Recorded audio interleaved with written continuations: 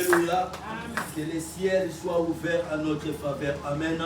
Je rends grâce à Dieu particulièrement. Pourquoi?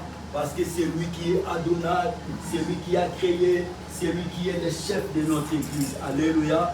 Et pour cela, il a donné son aval pour qu'à partir de ce dimanche, que la cellule de Matete commence à se réunir comme les autres églises. Alléluia.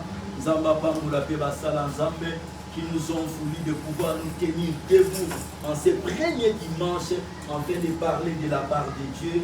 Et enfin, je te remercie pour ta présence, parce que si tu n'étais pas là, je ne crois pas que nous aussi on pouvait se mettre debout. Amen. Amen. Merci aussi pour l'attention particulière au Koeba Kopesa na ma loba ensemble. Oui, bien aimé, on a dit que non, la soirée d'aujourd'hui les a consacrés à l'écambouisa pour Goumamela. Amen. Bien aimé dans le Seigneur, les thèmes sur lesquels nous allons nous atteler, cela ne vient pas du hasard. Dieu a inspiré celui que lui-même a voulu qu'il puisse prendre les bâtons de commandement de notre communauté, dénommée Armée du Ciel, qu'on puisse parler de ces thèmes. Oui, il y a une église. Au dimanche, dimanche adoration. Alléluia. Mais laissez-moi te dire, de manière brève, les dimanches après la création, il y a Nicolo 6 ans, les 7e jour, les Arabes consacrés, mon pour reconnaître ensemble. Amen. Il y a l'église culte d'adoration. Amen. Donc c'est un culte c'est un culte par lequel nous voulons dire à Dieu merci. Comme l'a dit David à Zoloba, si l'Éternel n'était pas mon secours, il est en train de montrer aux gens comment il a été victime de pas mal de choses. Mais il s'est avéré que malgré qu'il était victime, mais il y avait une personne qui venait à chaque fois qu'il était victime. Il va dans l'ensemble, alléluia. Psaume 116, c'est-à-dire il ne voit pas comment il peut dire à Dieu, comment s'expliquer devant ce Dieu-là. Comment rendrai-je à l'Éternel tous ses bienfaits? Dans sa conclusion, après ça va bien avant, dans Psaume 103, mon âme loue l'Éternel. Alléluia. Donc quand à David, avant de se poser la question de la manière qu'il doit adorer Dieu, de la manière qu'il doit se prosterner devant Dieu, avant cela, cela et Yano, que mon âme loue l'Éternel et que tout ce que moi j'ai avec moi, oh bien-aimé dans le Seigneur, il y a une analyse, une réflexion qui m'est venue le jour que ma fille Nocréa venait au monde. Par contre, ici, dans la salle d'accouchement, nazomona lolenge mwana ya ayata na pampex à 400 francs. Ibota na zamba, alléluia. Alléluia. Ayata na pampersité, ayata na senglete. Et à ce jour, quand je le vois en train de changer les habits, en train de malmener les habits dans sa valise, naloba non, Dieu est merveilleux. Amen. Yamota Piso plutôt, Salomon Zoloba, vanité de vanité, tout est vanité. Amen. Donc David il s'est posé des questions au regard des batailles, des hostilités, des combats dont il a été victime. Il s'est dit non, si l'Éternel n'était pas avec moi, à ce jour j'allais être déjà parti. Alléluia. Se prosterner et l'adorer. Kofukama.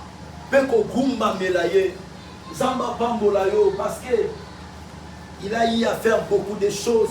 Nabomo Inabuso, Yamotoloba qui 4 dimanches, juste pour un seul service. Yao Gumba Melakaye, Yao Lobelaye Oyasa, oui. Au mois de janvier, il y a pas mal de gens qui ont reconnu Dieu. Mais quant à nous, la reconnaissance envers Dieu, ça doit être notre vie. Est-ce que quelqu'un m'a compris? La reconnaissance envers Dieu, ça doit être notre identité. Ça doit être notre façon de se comporter, de vivre. La reconnaissance à Dieu. Moi, je me dis, si je vois Rachidi 20 ans passés, 30 ans passés, et à ce jour, voisin de quelques autorités, des responsables, et qu'il y a des gens qui me respectent, j'essaie un peu de faire un pas en arrière.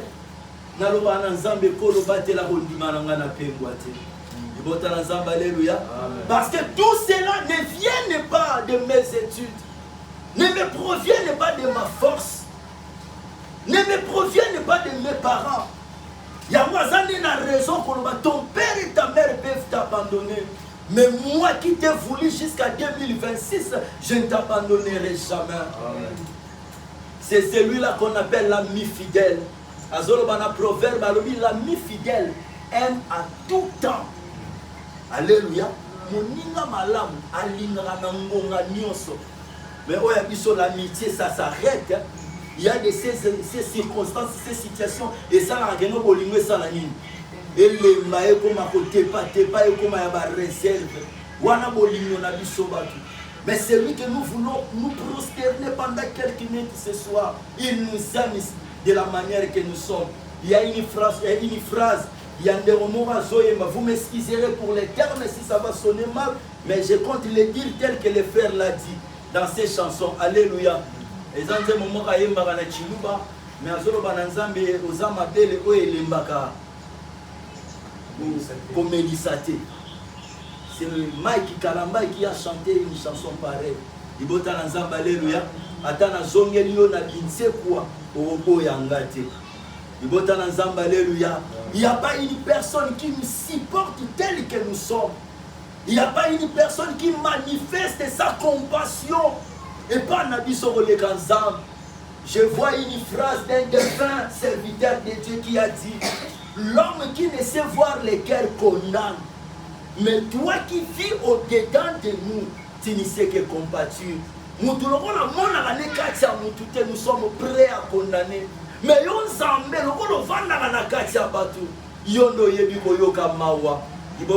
alléluia. Moi je peux te dire, qu'est-ce qui s'est passé à $100.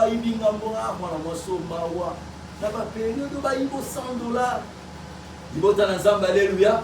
Lorsque je tourne les dos, mais le nôtre, s'il veut compatir, il ne s'arrêtera jamais dans le Mawa. À la finalité, il doit te donner la réponse. À Koutani, il y avait Vanaïna.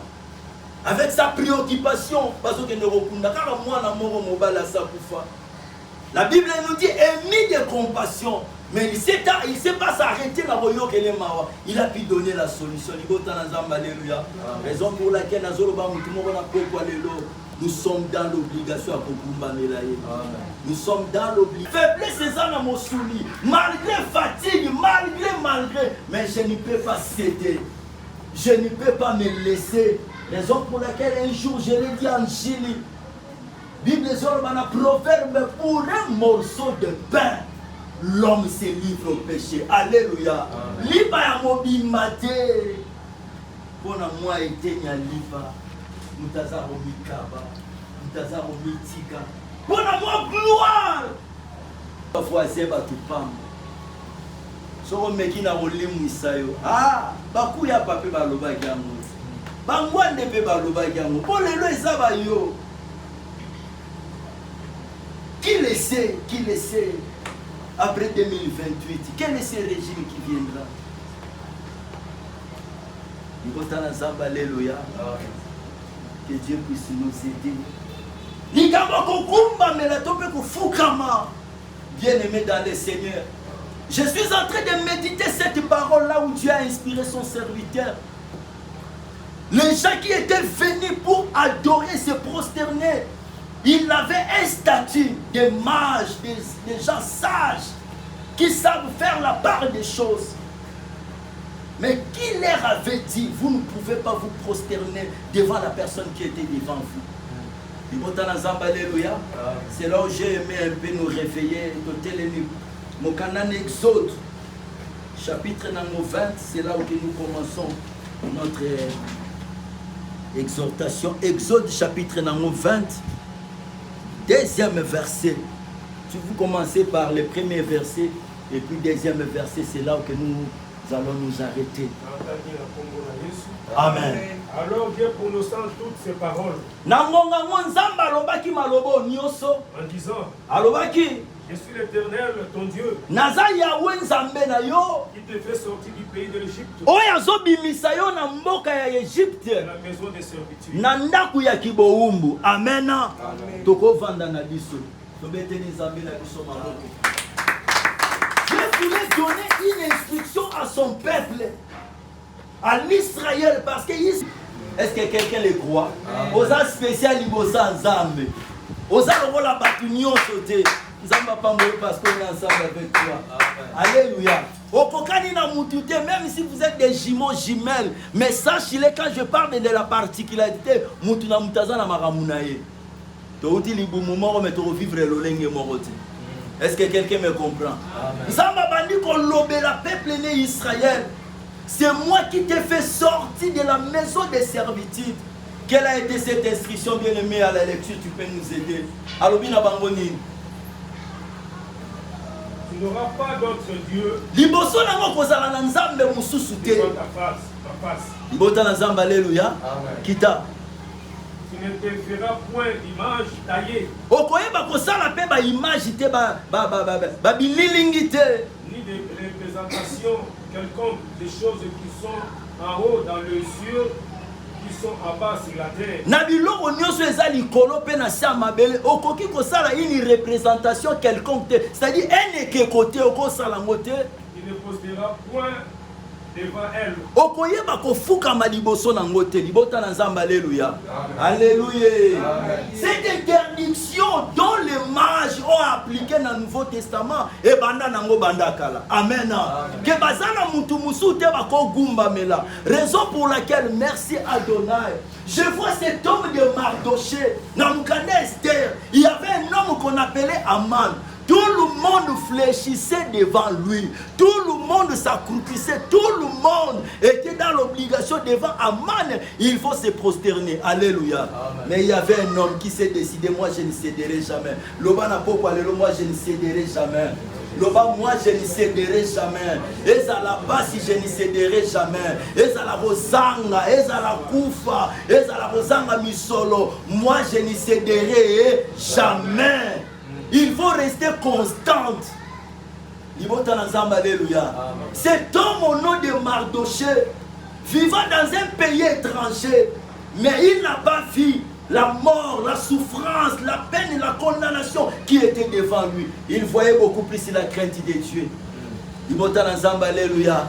Yamona zolo bana mutu moko na poko aleloko ki manzambe na matete na bosala kindumba to lobina kino sala ona kimbuta na kimbuta nzambe ba salara. Est-ce que quelqu'un m'a compris? Mardoché s'est dit non. Même si je suis dans un pays étranger, les gens ne me voient pas. Je suis d'abord dans le palais royal, là où tout le monde s'incline devant une personne. Mais quant à moi, je ne peux pas céder.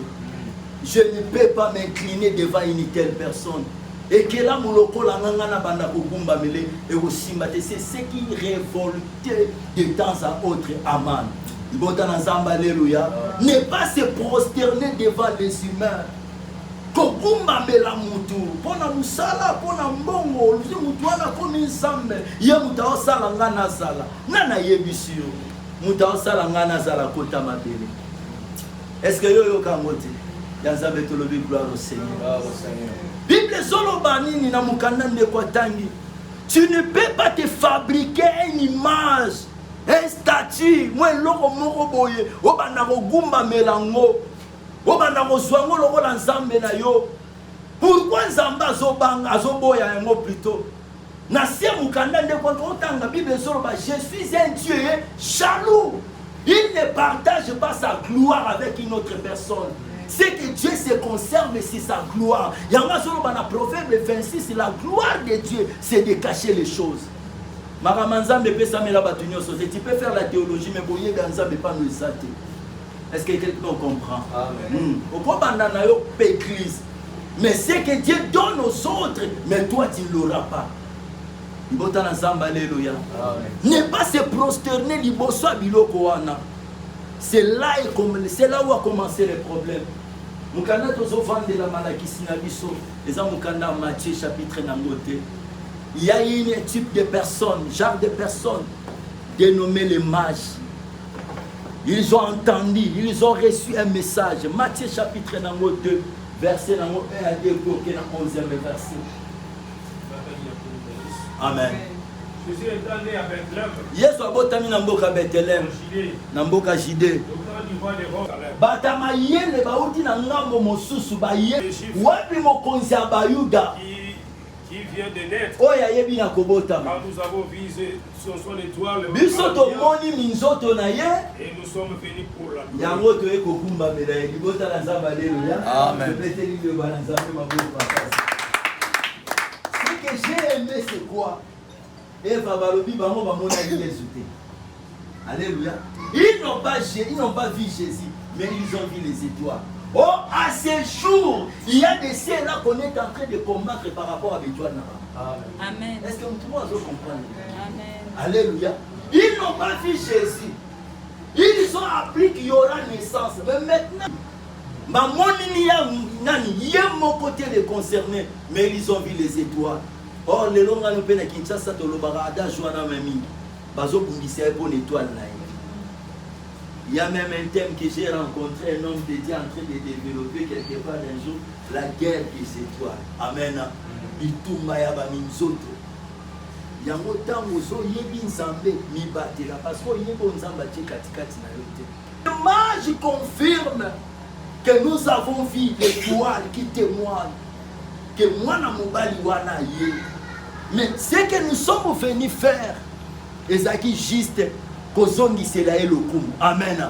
Or à cette époque-là, il y avait un roi qui ne voulait pas aussi lui partager la gloire avec une personne. Est-ce que quelqu'un me comprend? Amen. Alléluia. Alléluia. Hérode, même s'il n'avait pas manifesté ça, mais qu'est-ce que c'est là?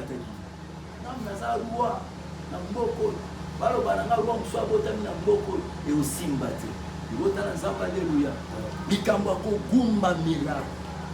Problème qui était là, c'était le problème de la gloire, de l'adoration. Il y a reconnaître le monde.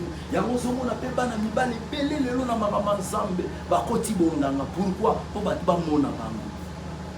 Alléluia. Amen. Surtout la publicité ça il y a que bana biso mosala ainsi de suite. Ah. Batuba ya suis pas Yesu te mais batuba ye bana biso. Quelle déviation. Batuba suis place sans âme.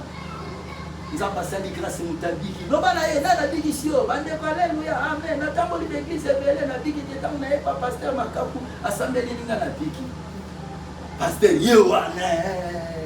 Si vous avez un zamba, alléluia. Nous avons dit que nous avons ici. Nous avons dit que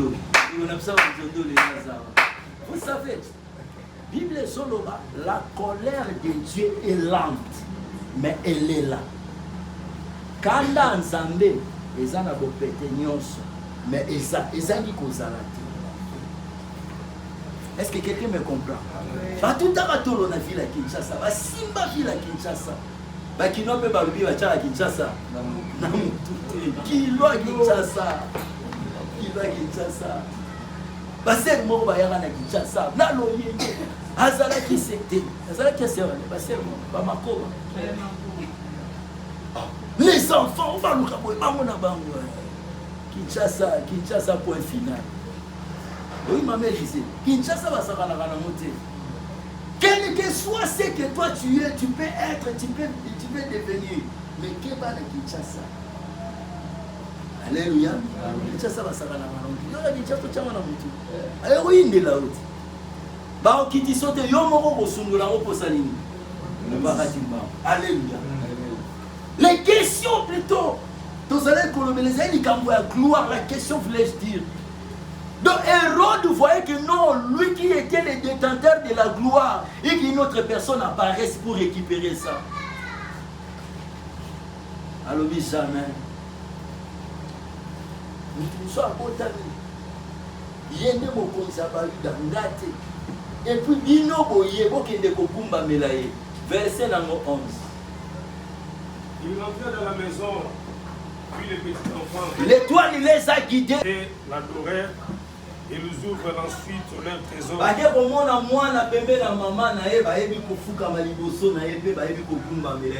Ils lui offrirent en présence de l'or, de la sang et de se prosterner et l'adorer. Mukana nanga souka eza mukana Matthieu 4. Quelqu'un peut m'aider? Jésus est en train de s'échanger avec Satan le diable. Satan lobi soko sali bonga na salobo, soko sali bonga na salobo. Il est écrit, il est écrit. Mais c'est que j'ai aimé Jésus malgré l'état de la faiblesse. Il n'a pas cédé. Amen. Alors, tu n'adoreras que ton Dieu. Et ça n'a moutu moko te toko gumba mela so ke sansambe te. Et ça n'a moutu moko te toko fuka mela yango zoka Colossiens zoloba nini. Bible zoloba tout genou fléchira. Mabolongo nyonso yaba konzi, yaba ngamba, yaba lettré, yaba illettré, yaba mari, yaba célibataire. S'ils ont une obligation de refuka mara liboso na ye. Yango zomona Nicodème va benga et docteur de la loi. Mais ces jours-là, le vite. Moi, Yesu maramba zoloba. Et ça m'a ramené que papa tu nous sauté. Je suis dans l'obligation au Lukai. Bien aimé dans les Seigneurs, je parle. Na aucun de vos cités, na exhortation, na rapport qui te kumba melanzam. Si tu as la chose de Dieu, au fantamo, les gens vont les découvrir. La preuve en est Élisée qui est assis sur les canamboka femme sinamite. Batera tena tangi na Bible bisika mwana mbali wana batera ndakata mboka na Izarati. Mais mwana mwasi wana tanga moni bangalo bina mobali na bino bana mibalo bazalo kola bana mibali nyonso. La distinction existe. Est-ce que vous pouvez comprendre? La chose de Dieu peut t'amener très loin. Je l'ai dit, c'est parce que je suis en train de le vivre dans ma vie personnelle. C'était l'autre dimanche, je faisais ça mercredi ou jeudi. Na auto zobana na classe. Tozoya na makadam ya ruta sayo. Mon kabana mikeninga papa achète-moi ça. D'ailleurs on a une relation. Les garçons moi ni makasi. Comment ça fait la Banque mondiale, comment appelle la IGF. Quand je l'ai vu tellement ça fait longtemps, je l'ai dit bonjour monsieur. Tu me regardes, c'est comme si tu ne me connais pas. Si là,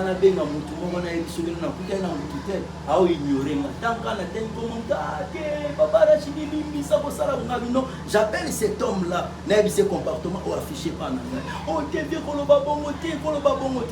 toi tu ne me connais pas. Oh, t'es vieux, ça va mouler qui est tellement pour prendre la peine à mourir, ça l'a ramené. Na s'installer na poto na ponsi na bana na sala pe doctorat kuna koma aboniki na kala mingi tena ka juste pour assistant sur makambo la bulo après na zonga na makambo ba nem sato sola bana mo ba bana ba teka ba câble ba tambola les enfants commencent maintenant à me dire papa achète-moi ça papa achète-moi. Attendez, dès qu'on arrive à la maison je prends l'argent il va dans nzamba alléluia nzamba pambola ba na balolenge na ye. Cet ami-là, lorsqu'il a entendu les enfants me déranger, ah papa achète-moi ça, mais qu'est-ce que vous voulez? Venez choisir. Achète-moi Eva.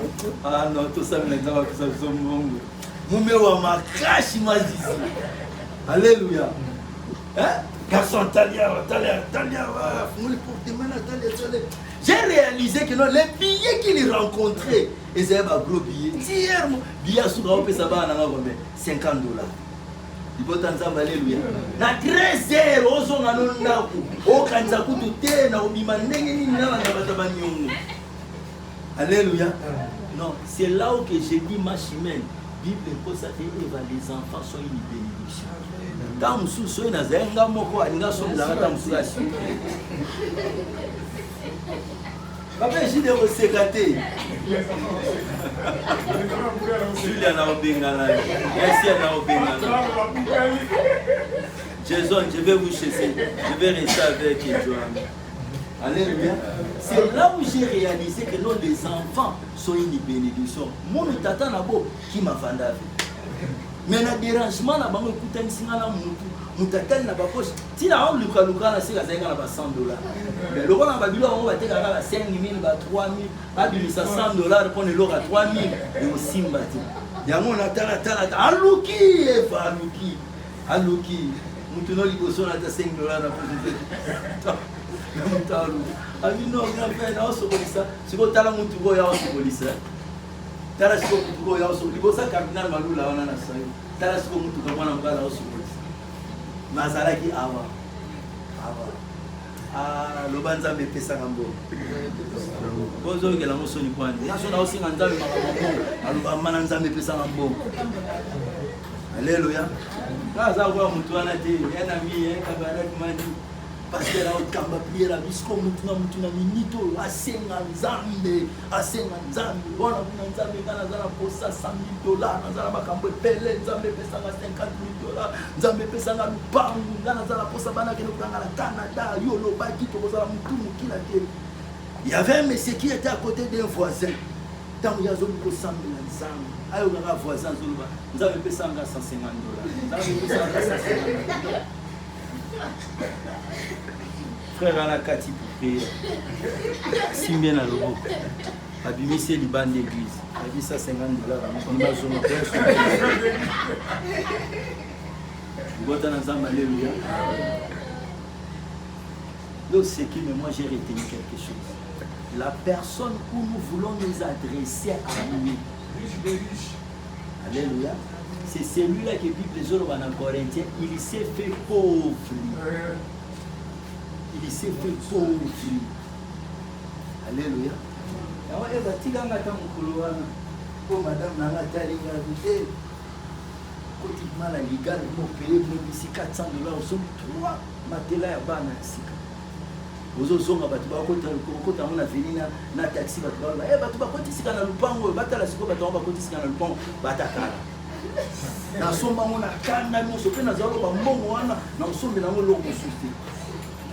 je dois faire la joie à la base de la condition.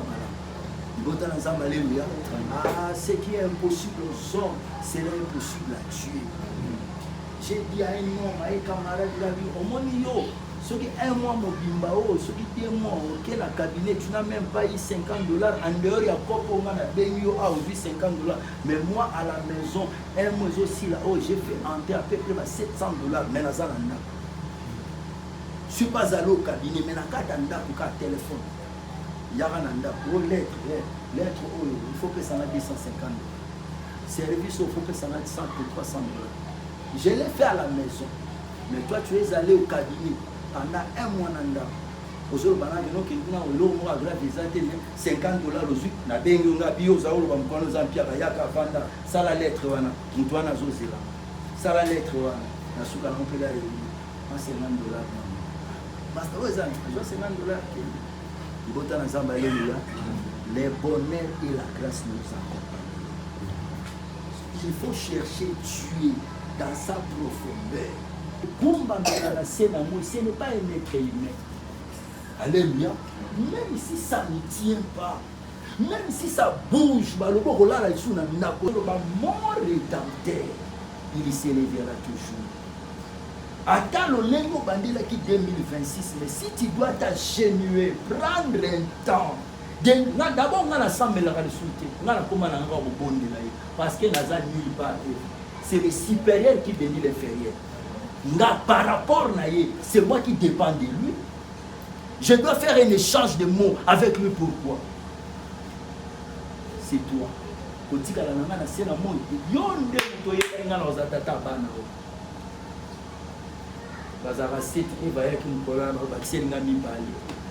une imposition. Madame a dit ça va. Le rôle a imposé biso mi balé. Bato batini bango baya ovanda na biso to senga bango pe 1 franc. Dernièrement bana mo bango na bango ba so na. Tu as entendu ce jour là ce que tantine disait. Ami non yo komi matama. Mo na zana na ba. Yo ozo ko manzoto lokola mwana mwasi bo ndenge. Ibota na zamba alleluia. Nga linge zaka ka masangu mine ki sucre.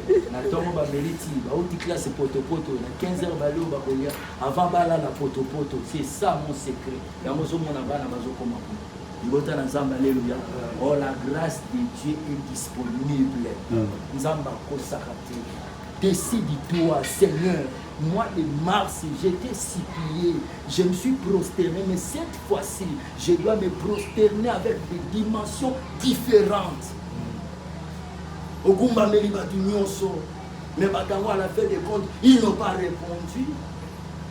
Yango zo mona Shadrach Meshach Abednego. Balobi faut ogumba meli kuku bango jamais. Biso tozala ba principe na biso. Nous n'adorons qu'un seul Dieu, il n'y a pas de Dieu. Il n'y a pas de Seigneur, il n'y a qu'un seul, le créateur de l'univers. Balobi, Nabikadnezar balobi na bango na rotala nzambe ni na oya osani kokambola bino. Bango bazomisi le Dieu que nous servons est capable. Nzamba lembana nini mami bizi. Nzamba lembana nini. Nino nzamba kasalaka te. Malade yango nini nzamba kobikisa te.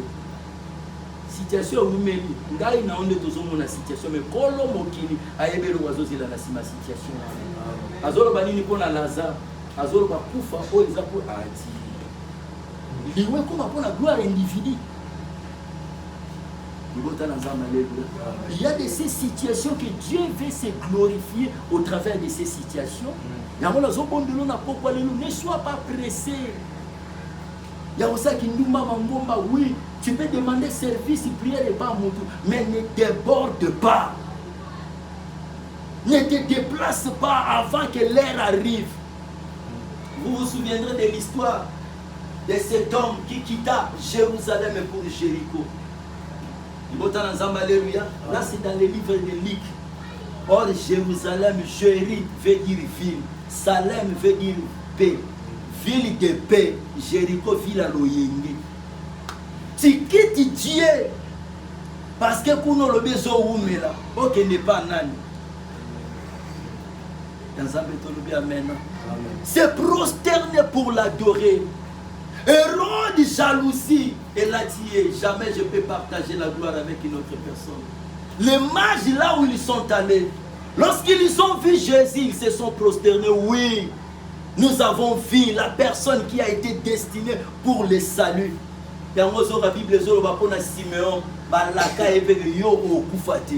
Avant Koufa, il faut rencontrer le bico.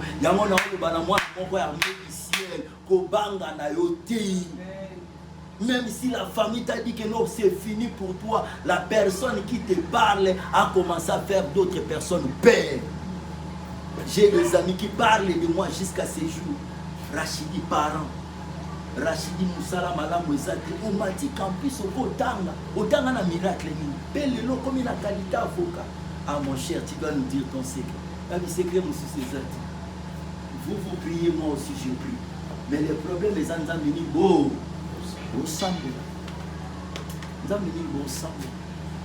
Parce que le christianisme c'est une révolution. Alléluia.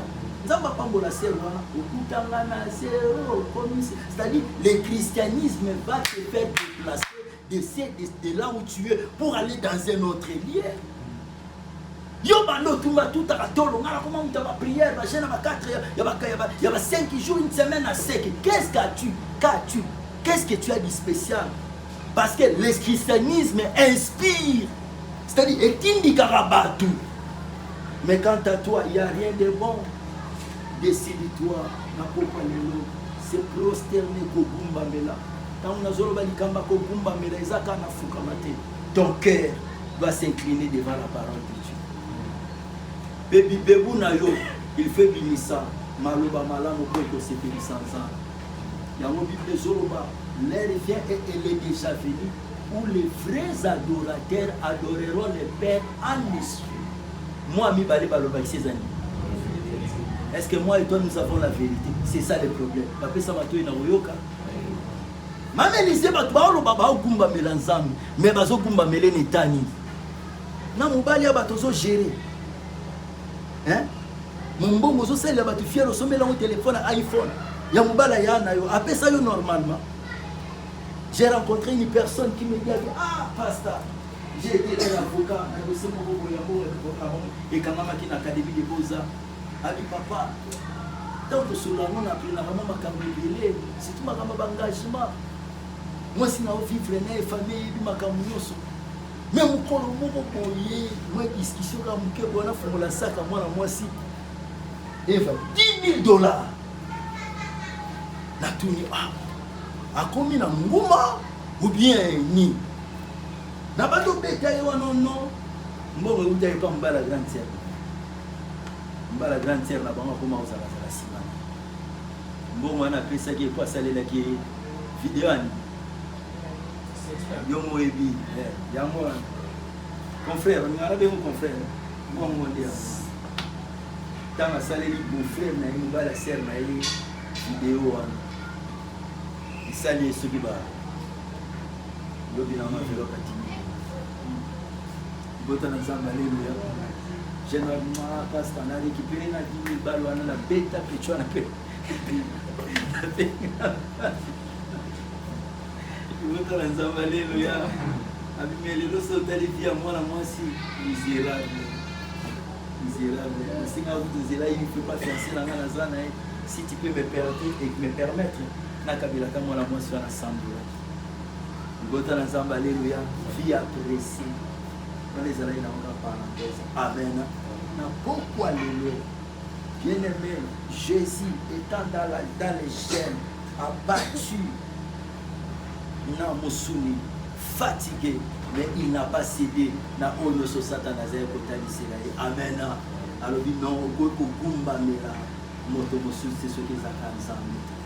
pourquoi nous sommes à notre première rencontre de dimanche. Il y en a 4. Je vois pendant 3 dimanches etikali, Dieu va te visiter.